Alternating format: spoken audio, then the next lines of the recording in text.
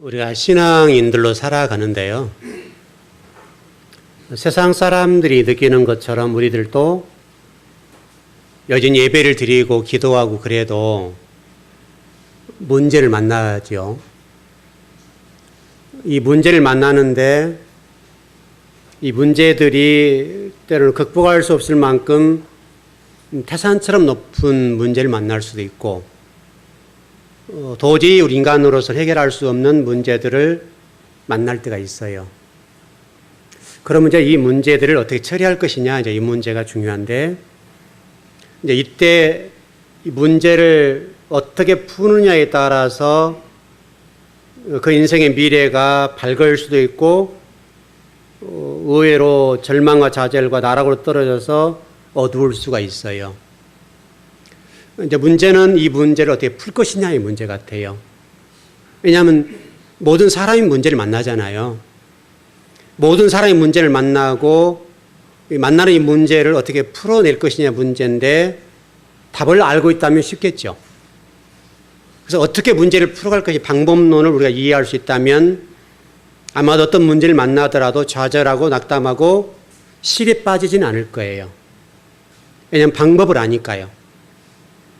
어차피 여러분이나 저도 모든 인생 속에서 많은 어려움을 겪는단 말이에요. 그 많은 어려움을 겪을 때에 어떻게 이 어려움을 극복해낼 것이냐 문제인데 상당히 많은 어떤 숫자들이 문제를 만날 때 그것 때문에 절망해버려요. 낙담해버려요. 그리고 인생을 포기하고 나락으로 떨어져서 평생을 살아간단 말이에요. 근데 의외로 이런 삶을 살아가는 사람들이 굉장히 많아요.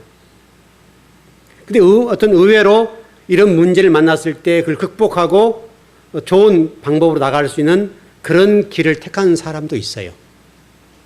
근데 이런 경우들은 극히 예외적이라는 거예요. 문제를 통해서 회복되고 더 인생의 미래를 펼쳐나가는 이렇게 인생을 살아가는 사람들을 봐야 되겠는데 많지가 않아요. 바로 이 문제, 오늘 이제 7장으로 넘어가서 서론적인 부분을 하겠는데 이 서론적인 문제를 풀어가면서 그 해답을 찾아가는 방법을 풀어보려고 그래요. 여러분이 오늘 말씀을 통해서 여러분 인생 속에 어떤 문제가 있다고 한다면 그 문제를 어떻게 대할 것이냐, 어떻게 그걸 방법을 풀어낼 것이냐에 관해서 좀 답을 찾았으면 좋겠어요. 우리가 방법론을 알면 되잖아요, 여러분. 답은 다 달라요. 왜냐하면 우리가 처해 있는 환경이 다 달라요. 어떤 분은 이런 문제, 어떤 분은 저런 문제로, 또 어떤 분은 그 문제는 아무것도 아닌데 그분의 큰 문제도 될 수가 있고 다 그렇게 돼 있어요. 그러니까 그 문제를 풀어나갈 때 상수를 두었으면 좋겠어요. 상수를 두는 방법을 조금 표현해 보자 이거죠. 풀어내볼 거 그래요. 어떻든 오늘 7장의 서론적인, 아마도 다음 주까지도 서론적인 부분이 다 마칠지는 모르겠는데 서론을 풀어볼 거예요. 그리고 이제 본격적으로 좀 깊이 들어가려고 그러는데 여기 속에서 여러분 인생의 답을 찾고 방법론적인 부분을 알았으면 좋겠어요. 최근에 제가 이렇게 좀 이런 고민을 많이 해봤어요. 왜 어떤 한국교회 성도들과 교회들이 또 주의 종들도 요한계시록을 어려워할까? 왜 정말 하나님의 복음이고 성경의 결론인데 왜 요한계시록을 설교하는데 부담을 갖고 있고 성도들도 요한계시록을 어려워할까? 여러분 실질적으로 정말 성경의 결론이잖아요. 이 시대 복음이거든요. 그리고 이 시대에 꼭 들어야 된단 말이에요. 왜냐하면 여러분의 미래가 걸리는 문제잖아 우리가. 그런 문제이기 때문에 반드시 들어야 되고 알아야 되는데 교회들이 상당히 요한계시록을 설교하는 것을 부담스러워하고 또 성도들도 어려워하고 또 전하는 교회들도 그런 부분에 접근을 안 한다고요. 요한계시록 설교를 안 하려고 그래요. 또 요한계시록 설교하면 또 성도들이 이상하게 본단 말이에요. 이게 지금 문제예요. 그래서 좀 접근해 보려고 그러는데 왜 그럴까라고 생각해 봤어요. 여러분 최근에 국립국어원이라고 하는 곳에서 그 젊은이 사이에서 유행하는 신조어를 발표를 했어요. 최근에 우리 젊은이 사이에 통용되는 신조어가 굉장히 많아요. 근데 그 지금 국립국어원에서 발표한 내용을 보게 되면 이 신조어가 334개. 이 신조어를 공식적으로 사용한다라고 인정했다고요. 그 현대 우리가 알아들을 수 없는 그 젊은이 사이에서 통용되고 있는 이 언어들을 국립국어원에서 인정해 줬단 말이에요. 근데 실질적으로 우리 어른들은 몰라요, 그게 뭔지를. 젊은이들과 대화를 해보려고 하면 신조어를 알지 못하면 대화가 안 돼요. 지금 우리 교회 같은 성도들이지만 우리 젊은 친구들이 사용하는 언어들을 우리 어른들은 모른다고요. 우리가 흔히 쓰는 두 가지 정도만 소개를 해드릴게요. 우리 젊은 친구들은 입을 좀 다무시고, 여러분 뇌생남이라는 뜻이 뭐예요? 아, 우리 한건희 집사님은 50대인데 아주 젊으시네요. 심쿵이라는 뜻이 뭐예요? 심쿵.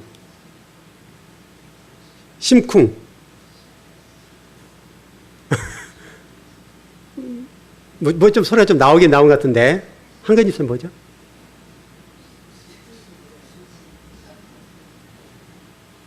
뭐예요? 잘 모르시겠어요? 또 다른 분? 아, 우리 또 송권사님 그냥 아직 40대니까 뭐. 예. 심장이 쿵할 만큼 논란.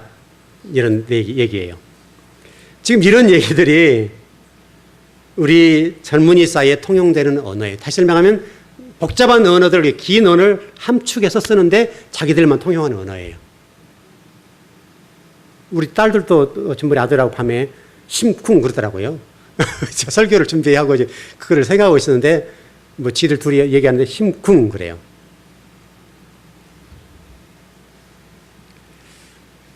그런데 만일에 심쿵이라고 하는 신조어와 또 내생남이라는 이 언어를 100년 후에 들을 때, 또 그게 물론 그 언어가 살아있을지 죽을지는 모르겠는데 살아있다고 전제하고 우리가 계산해 보자고요.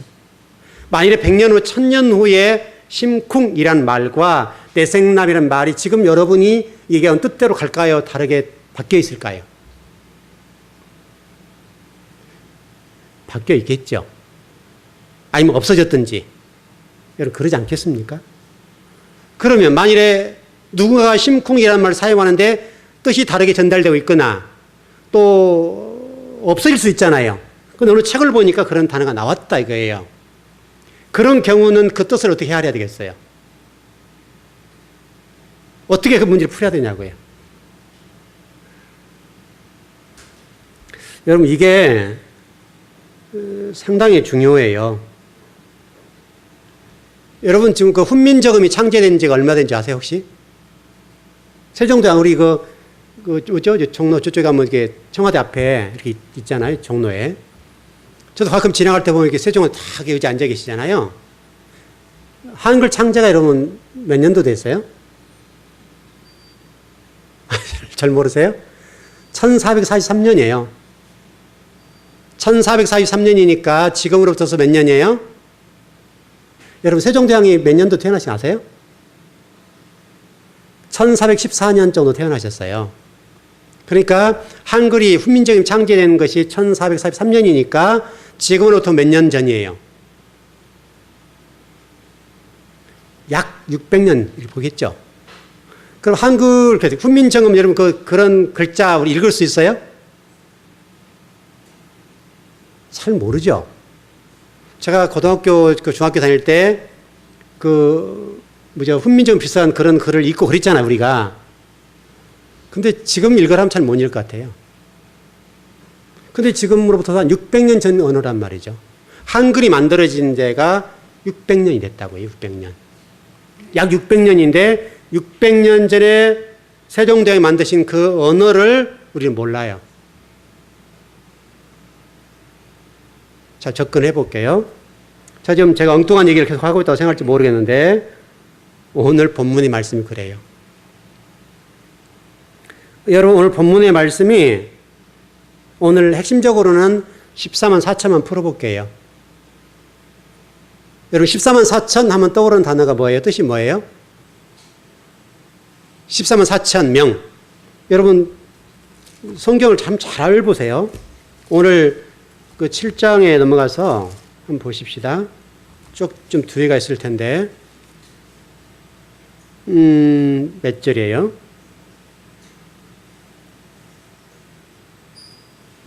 14만 4천 명이란 말이 4절에 있죠? 14만 4천인이라고 명이 들어가 있어요? 안 들어가 있어요? 그렇죠. 여러분 잘 보셔야 되는 게 성경은 14만 4천 명이라고 안 냈단 말이에요. 그래 안 그래요? 우리는 근데 14만 4천 명으로 이해한단 말이죠. 여러분 우리 성경만 제대로 봐도 답은 나와요. 그러면 현재 여러분이 14만 4천이라는 숫자를 이해하는 게 뭐예요, 여러분? 첫 번째는 숫자로 이해하죠. 명이라는 개념이잖아요, 우리가. 근데 성경은 분명하게 14만 4천인이라고 됐다고요.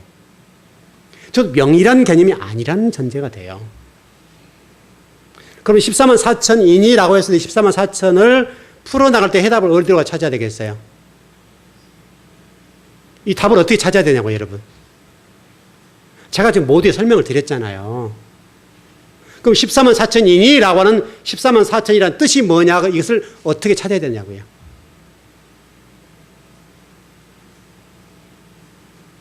계산이 안 서요?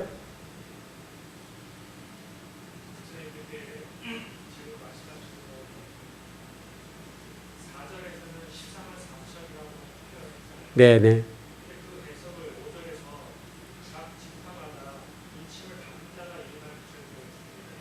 그렇죠.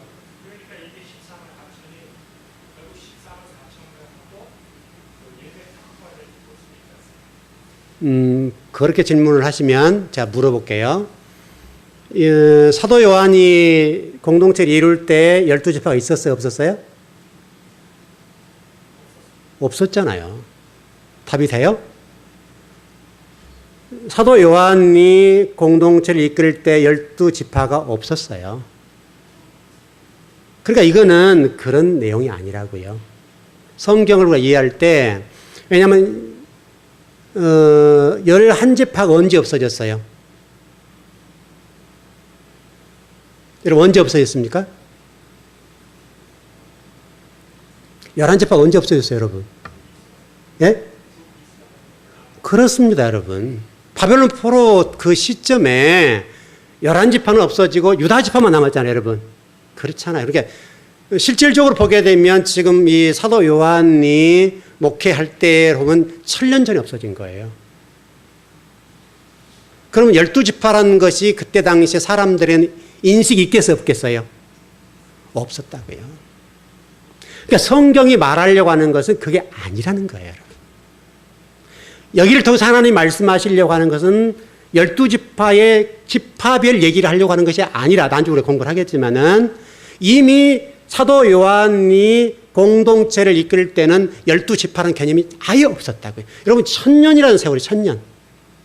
1000년이라는 세월을 지났다고 하면 우리가 지금 세종대왕이 600년 전에 만든 한글 창제에 관해서 훈민정음을 모르잖아요, 우리가.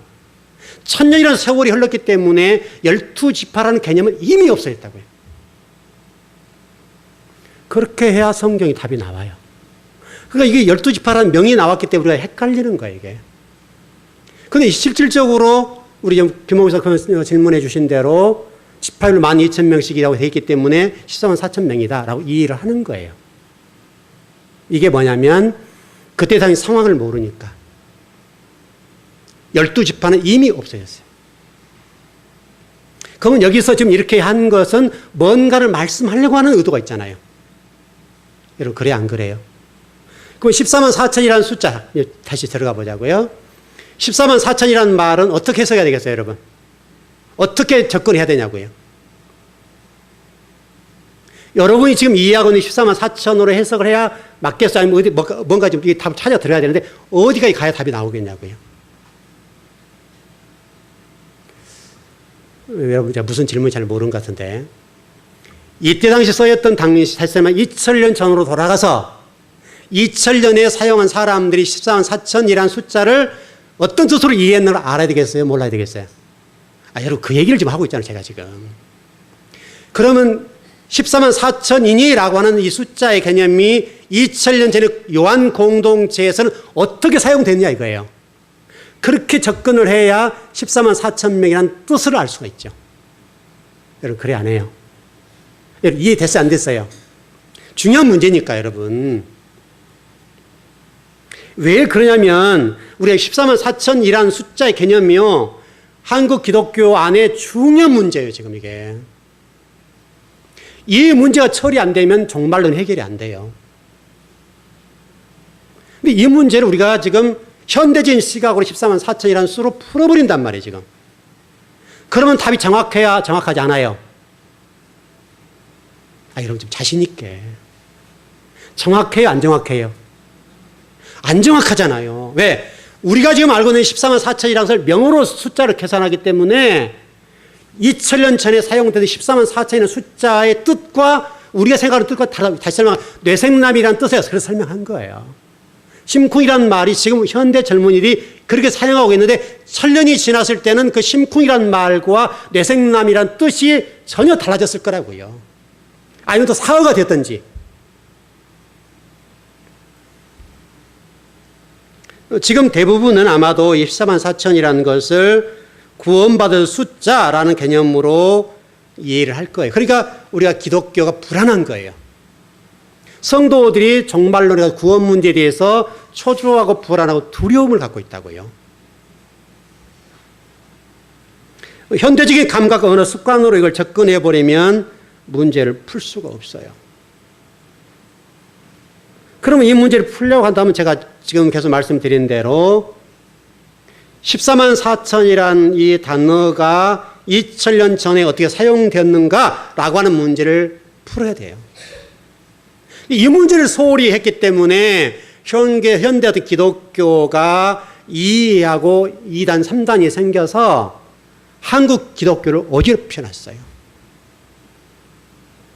그래서 이런 2단들이 생기고 사이비가 생기고 이런 신학이 생겼어요. 그래서 한국 기독교를 어지럽게 했다, 어지럽게. 일단 정리할 것은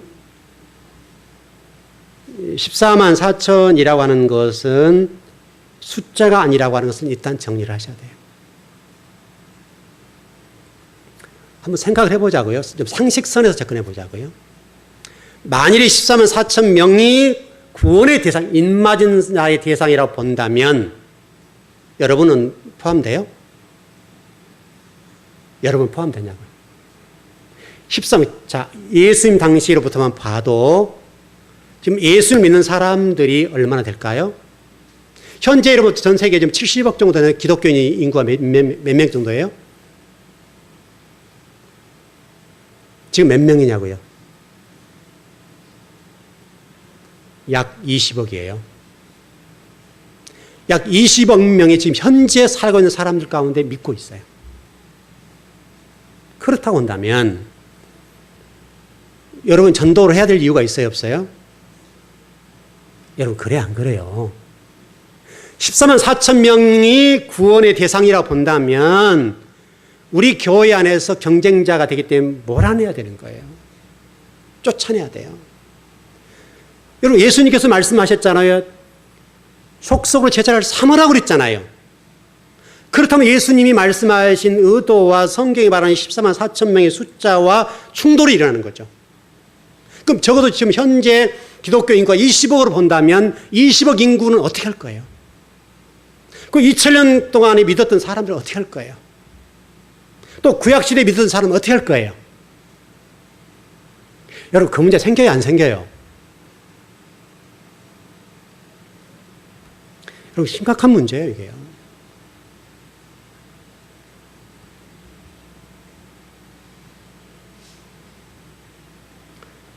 이렇게 좁은 길, 이런 것을 좁은 길이라 하진 않지만은 이런 개념으로 성경을 이해하면 우리는 전도할 이유도 없고 오히려 경쟁 대상이기 때문에 성도들을 몰아내야 되는 거예요.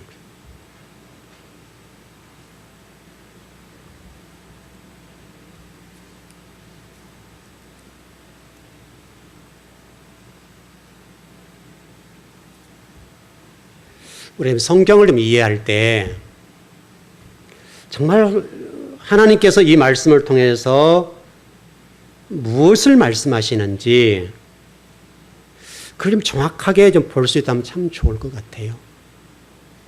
여러분, 제가 그 창세기 공부할 때 바라라는 단어와 야차라는 단어를 좀 설명드린 적 있죠? 기억나시나요? 바라라고 하는 것은 창조하다는 말이고 야차로 창조하다는 말이라고 그러잖아요.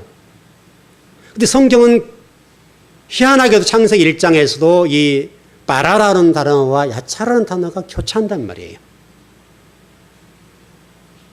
여러분, 사람과 관련되어서 창조하다라는 개념인데 사람을 만드시면서 창조하다라는 개념으로 되어 있단 말이죠. 지으신 거죠. 근데 동일하게 우리 인간을 얘기하면서 야차로 이런 단어예요. 여러분 기억하시나요?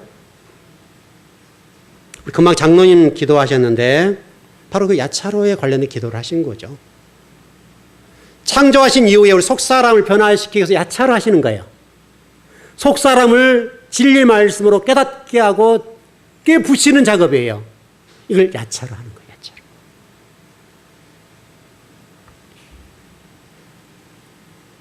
하나님은 저와 여러분들을 성전을 삼으시고 싶어 하세요.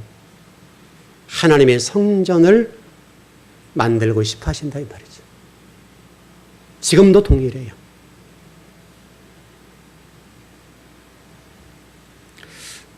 한 가지 여러분 꼭 정리하실 것은 창세기 1장에 관해서 제가 일전에 공부를 하면서 이런 말씀 드린 적이 있어요. 창세기 1장은 설계도이다. 설계도.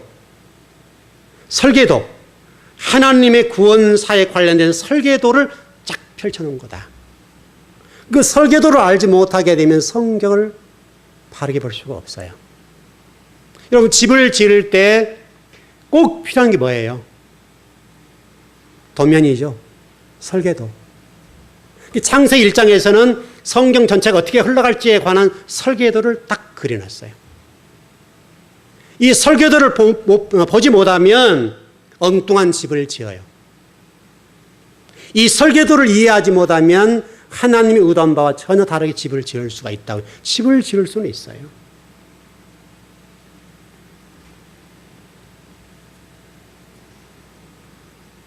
오늘 본문의 내용도 여러분 동일해요. 오늘 본문은 우리 지난 시간에도 말씀드렸습니다마는 6번째 인을 떼고 7번째 인을 떼기 직전에 관련돼서 말씀하고 있어요.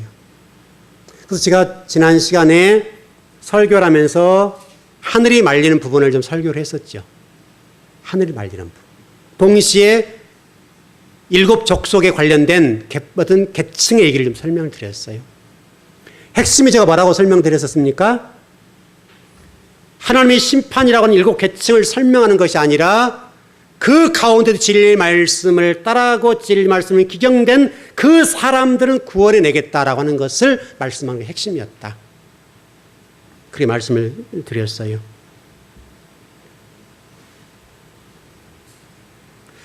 요한계시 7장에 지금 말씀하고 있는 것은 함축적인 언어예요.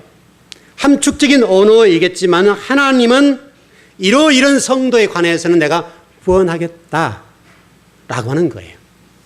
이제 다음에서 공부를 하겠습니다. 적어도 요한 사도가 목양을 할 때에 요한 공동체의 사람들은 요한이 14만 4천이라는 말을 사용했을 때에 그 뜻을 알아들었을까요? 못 알아들었을까요? 알아들었겠죠. 당연하게 알아들었죠. 우리가 심쿵이란 말을 하면 청년들 사이에서 말하지 않아도 다 알아듣는단 말이에요. 적어도 오늘 설교를 듣는 분들은 심쿵이라는 말이 그런 뜻이었는가. 왜냐하면 젊은 아이들이 지나다니면서 심쿵 이렇게 얘기를 하니까. 그리고 내생남이라는 말을 이 TV 같은 데도 얘기를 하잖아요. 전혀 뜻을 몰랐던 분들이 그런 뜻이었나 보다 이제 이해를 하는 거예요. 그러면 사람들 사이 젊은 층이 그런 언어를 사용하게 되면 이제 어른들도 그런 거였어? 라고 이해를 하잖아요. 그 적어도 14만 4천이라는 이 숫자에 관련되어서 요한 공동체의 사람들은 다 알아들었다고요. 지금 2000년 지난 현재 와서 14만 4천이라는 숫자가 잘못 이해되고 해석되어져서 이것 때문에 이단이 생겼어요, 여러분. 여러분 수많은 이단들이 여러분 이거 물고 들어와요. 그래서 여러분들에게 접근하면서 14만 4천이를 꼬간단 말이에요. 구원 받으려고 하면 자기들이 속한 그런 단체로 들어와야 된다고 얘기한단 말이에요. 그래서 이 기독교 안에서 지금 중요한 말이에요, 이게. 그 사람들이 여러분들을 대상으로, 적어도 믿는 사람들을 대상으로 14만 4천 명 숫자를 얘기하면서 여러분은 그 단체에 들어오지 않으면 구원을 받을 수 없다고 얘기한다고요, 지금. 그러면 그 사람들이 그런 언어를 사용하게 된 배경이 뭐냐고요, 배경이. 누구 때문에 그 언어를 사용한 거예요, 지금. 바로 우리 기독교가 14만 4천이라는 숫자를 바르게 해석해 주지 못하니까 명으로 해석하고 구원받을 숫자로 해석해 주니까 그 사람들이 그걸 가지고 사람을 현혹하고 유혹해서 무너뜨린단 말이에요. 기독교를 무너뜨리는데 사용하는 언어이기 때문에 우리가 이 14만 4천이라는 숫자를 바르게 해석하지 못하게 되면 여러분이 현혹될 수밖에 없어요. 그 사람들이 유혹될 수밖에 없는 거예요. 얼마나 심각한 언어인지 몰라 이게. 여러분 지금 우리나라 이단의 신천지, 하나님의 교회, 또 여호와의 증인, 그 사람들이 공통적으로 사용하는 언어가 14만 4천이에요. 다 이 사람들이 이거 가지고 물고 늘어지는 거예요. 그 단체에 들어오지 않으면 그런 신비한 언어를 풀어준다고 얘기하면서 그 속에 들어와야 구원받는다고 얘기를 하고 있는 거예요. 그게 얼마나 심각한 언어예요, 지금 이게. 얼마나 우리에게 지금 중요한 언어냐고요. 그러면 왜 이렇게 됐냐고, 이렇게. 그동안에 우리 강단이라는 곳에 2000년 전에 14만 4천이라는 이 숫자가 어떻게 사용되는지를 설명을 못 해주니까 그걸 조금만 들어서 공부해서 성도를 바르게 가르쳐 줬다 한다면 14만 4천이라는 말은 숫자가 아니고 하나님이 이 단어를 통해 뭔가를 말씀하신 함축적인 언어라고 하는 것을 이해했다고 한다면 이렇게 되진 않았을 거라고요. 여러분 좀 이해되셔요, 안 되셔요? 여러분 진짜 중요한 말이에요. 2000년 전에 요한 공동체에서 사용했던 이 14만 4천이라는 이 숫자가 어떤 뜻으로 설명되었는지를 우리가 공부를 했어야 된단 말이죠. 이걸 공부하지 않고 지금 현대적인 감각으로 숫자의 개념을 풀어버리니까 그것을 이단들이 차용해가지고 그들이 교리의 핵심으로 두어서 자기 교리, 자기 교단 안에 들어오지 않으면, 자기 단체에 들어오지 않으면 구원을 받을 수 없다고 얘기를 해버렸단 말이죠. 그래서 그 사람을 포교하는 핵심이 이거잖아요, 여러분, 이거. 여러분, 여호와 증인이나 여러분, 그 사람을 보세요. 이 일을 위해서 얼마나 뛰냐고요. 왜? 그걸 무기로 그 사람들을 확 목을 쥐고 있어요. 그러니까 여러분, 의무적으로 나와서 여러분 몇 시간 동안 포교 활동하는 거예요. 즐거워서가 아니에요, 여러분. 그렇게 해야 구원받는다고 얘기를 하기 때문에 여러분, 그 사람들이 길거리 다니면서 두 사람이 짝지어 다니면서 포교 활동은 기독교의 이 배를 누리는 이유가 왜 그래요? 그 사람은 즐거워서 하는 게 아니에요. 그들의 교리 때문에 그 시간을 전도하지 못하고 그 시간을 헌신하지 못하면 구원받지 못한다고 하기 때문에 그렇게 나와 사는 거예요, 지금.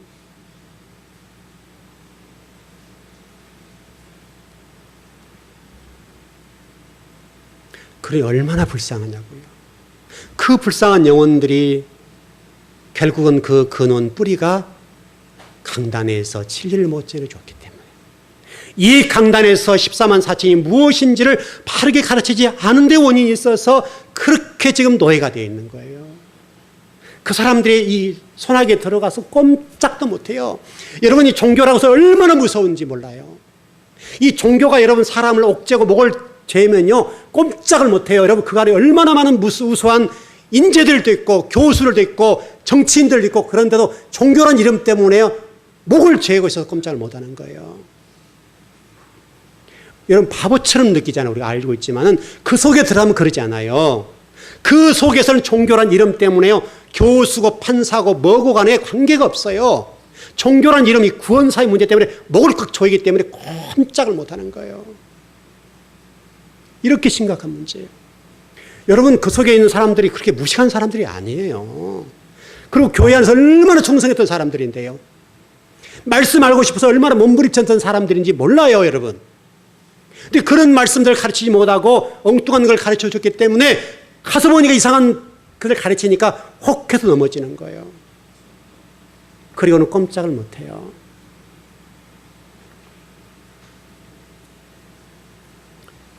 여러분들도 마찬가지예요.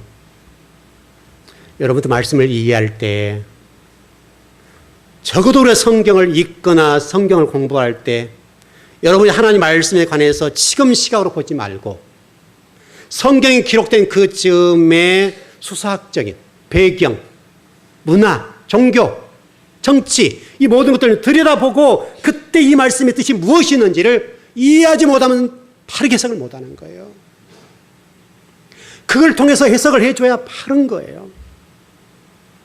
그런 관점을 해석하지 않으면 엉뚱한 말하는데 성도는 아멘 하는 거예요.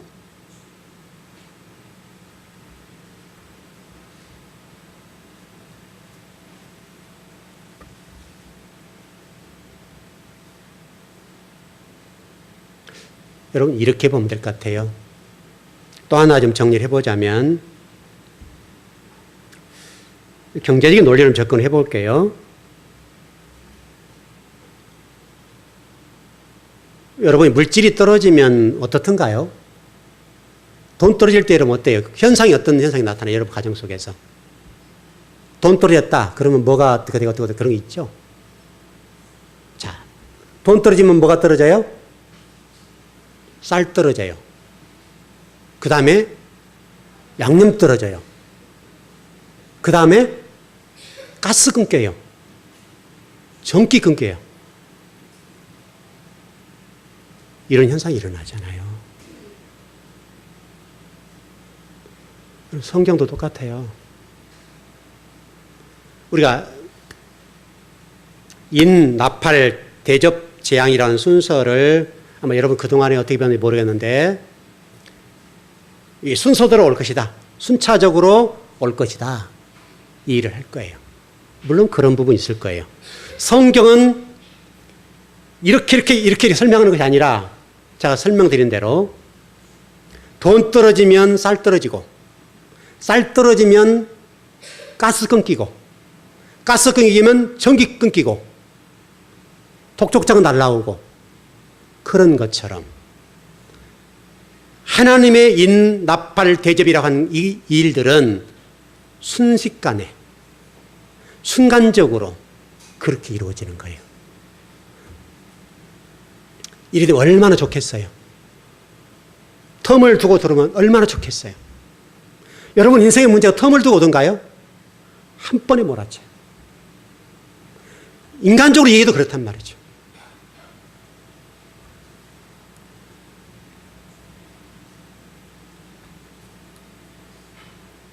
좀 결론을 정리해 보겠습니다. 어느 학자가 이런 글을 썼어요. 잃어버린 열지파 회복에 대하여 라고 하는 글을 썼는데 이분들이 어떤 글로 결론을 맺었는가 하면 성경이 말하려고 하는 12지파의 문제는 회복할 가능성이 없다. 또 성경이 그거에 관해서 기록하고 있지 않다. 여러분 간단하잖아요. 하나님께서 예루살렘 성전을 무너뜨린 원인이 뭐예요? 왜 무너뜨렸어요? 우리 공부했잖아요, 여러분. 왜 무너뜨렸어요? 성전 대신 예수 그리스도께서 오셨기 때문에 무너뜨린 거예요. 그렇다 한다면 성전 대신 예수 그리스도 계시는데 12지파가 필요해요, 안 필요해요? 그건 그림이에요, 그림. 새 성전은 누구예요? 12지파예요, 여러분이에요. 여러분이어야 된다고요. 새 예루살렘 성전이라고 하는 12지파를 통해 세워진 것이 아니라 여러분을 통해 세워지는 거예요. 성경이 그렇게 흘러가요, 여러분. 그래서 굳이 여러분 성경에서 12지파를 얘기할 이유가 뭐가 있어요? 새 성전 대신 예수 그리스도, 새 예루살렘 성전은 여러분이에요. 12지파가 세워지는 게 아니에요. 예루살렘 성전을 무너뜨린 것은 새 성전 대신 예수 그리스도, 또 예수 그리스도 오셔서 우리에게 설명하잖아요. 너희들이 성전이야 성전이야 이건 못 알아들어요. 사도 바울이 고린도전서에서 말씀하지 않나요? 너희들이 성전이야. 너희들이 육체를 벗어버려야 돼. 새 성전이야. 너희들이야, 너희들. 요한은 새 예루살렘 성전을 얘기하면서 바로 여러분을 얘기하는 거예요. 12지파가 세워지면 안 돼요. 왜요? 말씀이 그렇게 되어 있으니까. 예수 그리스도가 오신 이후로 예루살렘 성전이 필요가 없어요. 성전이 필요 없단 말은 12지파가 필요 없단 말이에요.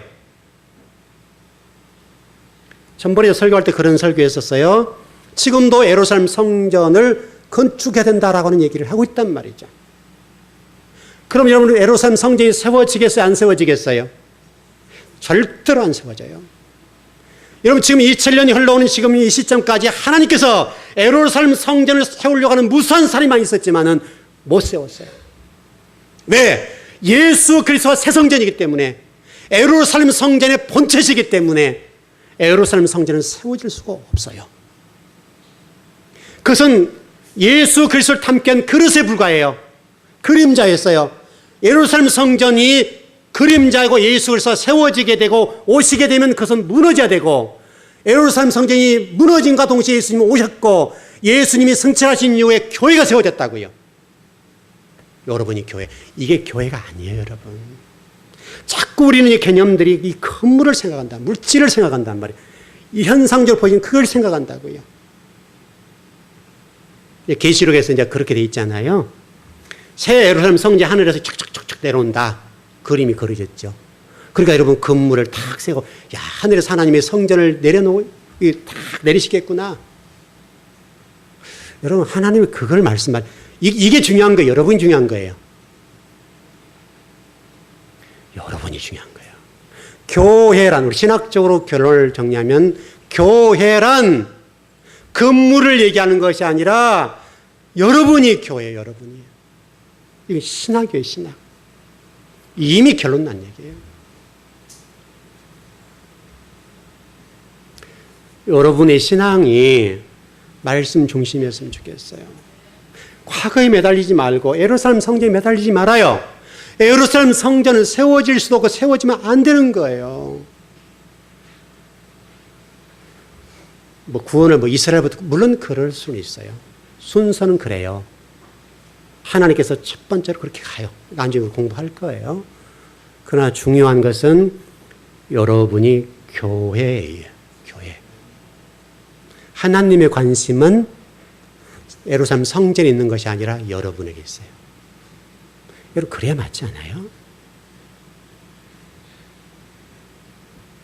여러분 자꾸 불안감을 가지고 14만 4천 명이라는 숫자에 들어가지 않으면 어떨까라고 하는 두려움이 사라졌으면 좋겠어요.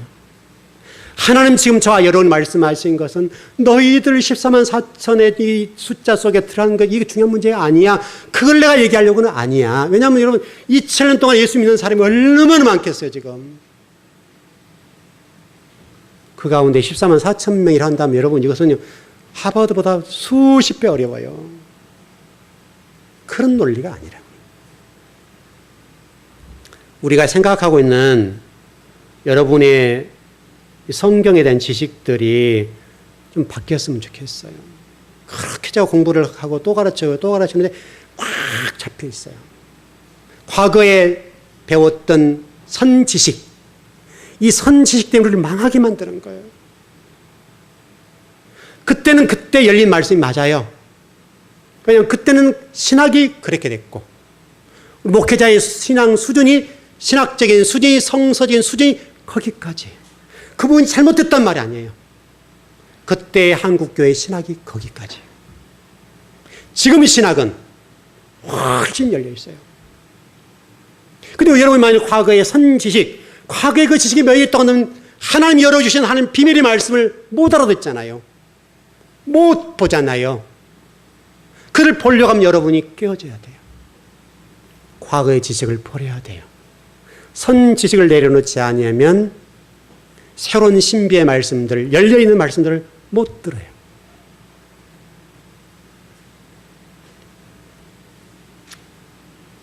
여러분의 미래의 답을, 오늘 제가 주보를 글을 썼습니다. 그럼 잘 읽어보세요.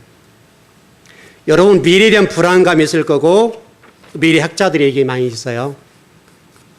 미래학자들 가운데 미래를 예언한 얘기들이 많이 있는데 지금까지 100% 맞은 분은 한 분도 없어요.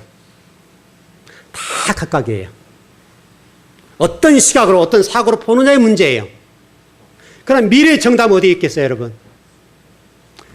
성경에 있는데 성경의 과거. 성경이라면 과거 역사를 기록해 놓은 거죠. 성경 속에 답이 다 있어요. 성경이라면 이미 2000년 전에 기록된 말씀이 과거. 여러분 인생의 문제도 과거. 과거의 원인이 있을 거라고요. 그 원인을 파헤치면 답이 나와요. 미래가 보여요. 현재 문제 속에서 문제를 보면 미래가 안 보여요. 두려움만 쌓여요. 현재 문제를 푸는 방법은 뒤를 보세요. 뒤를 보면 그 뒤에 뭔가가 있어요. 그거 풀어내면 미래가 열려요. 성경도 똑같아요. 여러분의 모든 답은 성경 속에 있어요. 그러나 중요한 것은 여러분 하는 말씀을 바르게 알아야 돼요. 바르게 모르면 성경은 꼬여요. 안 열려요. 보이지 않아요. 그게 여러분이 꽉 잡혀버려요. 하나님은 저와 여러분들에게 그렇게 되길 원치 않으세요. 진리가 너희를 자유케 하리라 그랬죠. 진리가 너희를 자유케 하리라. 하나님의 말씀과 예수 그리스도가 여러분을 자유케 하는 거예요. 하나님 말씀으로 좀 풍성하고 복된 삶을 사시고요. 여러분 창세기 1장에서 이미 우리 새벽 예배 때 말씀을 드렸던 것처럼 안식이라는 것은 7번째밖에 없어요. 6번째 날까지는 안식이 없어요. 문제가 있어요. 힘들어요. 고통이 있어요. 그거 말씀하고 있어요. 그러나 7번째는 안식이 있다는 말씀입니다. 안식을 찾아가셔야 돼요.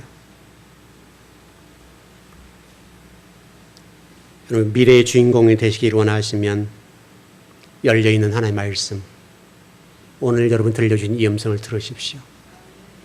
여러분의 과거의 선지식을 내려놓으세요. 적어도 여러분들 오늘 말씀을 통해서 설명을 쭉 드렸어요. 여러분 부딪힌 게 있을 거예요. 그것은 내 과거의 선지식 때문에 그래요. 과거에 어떤 목사님들이 배웠던 그 선지식이 우리를 무너뜨려요. 그게 잘못된 것은 아니에요. 그 시대는 그게 맞아요. 옳을 수도 있어요. 그러나 지금은 아니에요. 적어도 하나님의 말씀을 공부하고 연구하고 탐구하는 진리를 열어준 부분에 관해서는 아니에요. 여러분이 저를 신뢰하고 제가 해석해드린 이 부분이 맞다고 본다면, 저를 신뢰한다면 따라오시면 돼요. 그러면 여러분은 진리가 열릴 거예요. 그 진리의 말씀이 여러분을 복되게 만들어주는 거예요. 그 복이 여러분을 지배하시길 바랍니다. 기도하겠습니다.